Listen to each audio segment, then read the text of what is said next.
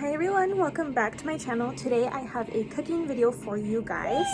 I made TikTok's viral baked feta pasta with a twist, and you'll see in the video what I'm talking about. I really hope you guys recreate it. So without further ado, let's get on to the video. Okay, so I'm just going to start off by showing you guys the ingredients. So we have pasta of choice. I went with this one. And then next we have the shrimp. I went with raw shrimp. You can use cooked shrimp. Any shrimp you want, honestly, doesn't matter. And then of course we have the block of feta, as well as the cherry tomatoes. I was so tempted to just eat one. And then we also have some basil and 2 cloves of garlic. You can add as much garlic as you'd like. For seasonings, we have pepper, we have red pepper flakes, as well as some good old salt. All right, so now we are just gonna put the chunk of feta right in the center. Let me just put that to the side.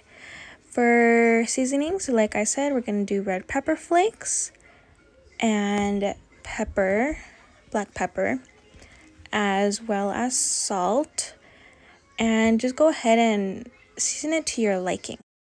Okay, now we are gonna drizzle it with a good amount of olive oil. You can use any oil of choice. It doesn't have to be this one necessarily.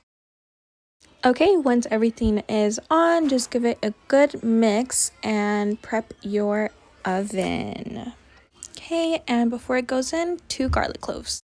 All right, just follow the cooking instructions on the back. You are going to bake it for 30 minutes. Okay, now we are going to start cooking our shrimp. And to this, I am going to add salt. I'm also going to add pepper. And then I am going to give it a good mix. You guys don't necessarily have to add these seasonings. Add whatever you have on hand. But I also add some garlic. And then I'm going to give it another mix. Let it cook for a little, not too long because they do get tiny. The pasta is done and drained. The shrimp is also done. And after 30 minutes, this is done. Now it's time to add the pasta. Give it a good mix. Just incorporate everything pretty well. But remember that we do have to add the shrimp. So even if it's not fully incorporated, no big deal. You can still mix it in once the shrimp are in, like you see in this clip. This is the finished product, you guys. I hope you enjoyed the video. It is so good. You guys have to try it out. And now for the taste test. It was so delicious, you guys.